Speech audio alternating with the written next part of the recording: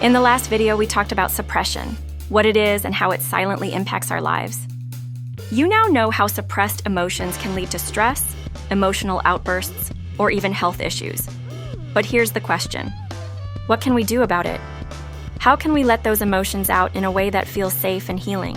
That's exactly what we're going to dive into today.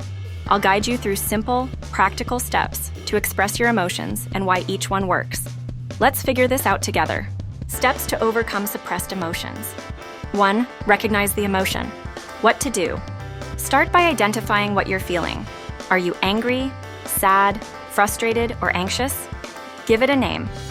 For example, think of a time when someone hurt your feelings. Did you pretend it didn't bother you? Instead of brushing it off, try saying, "I feel hurt because I wasn't respected." Why it matters. Recognizing emotions gives your brain clarity. Think of emotions like notifications on your phone. If you ignore them, they pile up and drain your energy. When you name an emotion, your brain's emotional center, the amygdala, calms down. It's like saying, "Okay, I see you and I'm listening." 2. Accept without judgment. So, once you've identified your emotion, don't judge it. Whether it's anger, sadness, or guilt, remind yourself that it's okay to feel this way. For example, maybe you've been taught that crying is a sign of weakness. Instead of suppressing your tears, remind yourself, crying is a natural way to process sadness. So now why it matters. Imagine you're carrying a heavy backpack. Suppressing emotions is like adding more weight to it. But when you accept your emotions, it's like taking the weight off. Psychologically, acceptance reduces mental resistance, which makes it easier for your brain to process and move on. 3. Release the emotion safely. Find a healthy way to let the emotion out. You could write, talk, move, or even scream into a pillow if that feels right.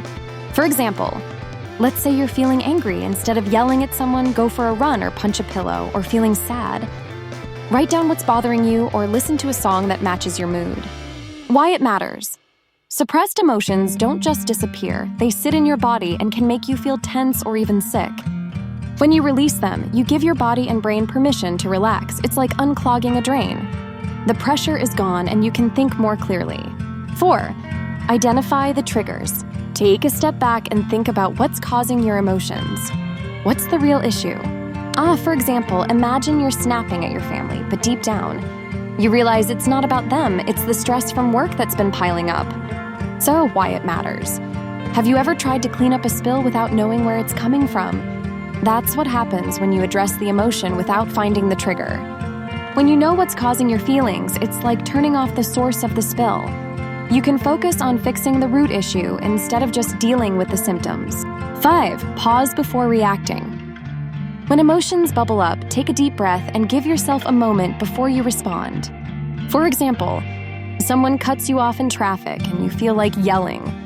Instead of reacting immediately, take a deep breath and remind yourself, "I'll stay calm because this moment doesn't define my day." Pausing is like hitting the save button on your emotional response. It gives your brain time to shift from the reactive amygdala to the logical prefrontal cortex. In simple terms, it helps you act thoughtfully instead of reacting impulsively. Hey all, just a second.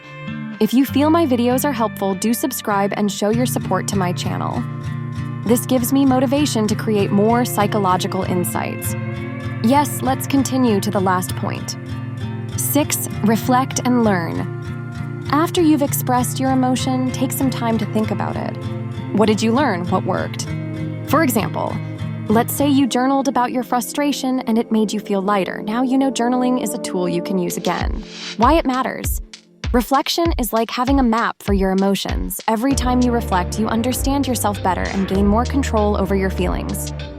It's not just about letting emotions out. It's about learning how to handle them better next time.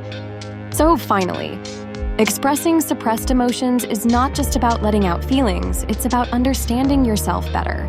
Now think about this. What emotions have you been holding back recently? Maybe it's anger from a disagreement, sadness from a loss, or even joy you've been too afraid to share. Take a moment right now and reflect. How have those emotions been showing up in your life? Here's the thing. Our emotions don't just vanish when we suppress them. They wait and sometimes they spill out in ways we don't expect. But by recognizing and releasing them, you're taking back control. So I challenge you. Today, try one of these steps. Maybe name an emotion you're feeling right now or write about something that's been on your mind. Remember, this is not about perfection, it's about progress. Every time you express an emotion, you're choosing growth over suppression. You're choosing to take care of yourself. Let's end with this question. What's one small step you can take today to release an emotion you've been holding back? Share it with me in the comments or reflect on it for yourself. I'm here to support you every step of the way. Don't forget subscribe. See you in the next video.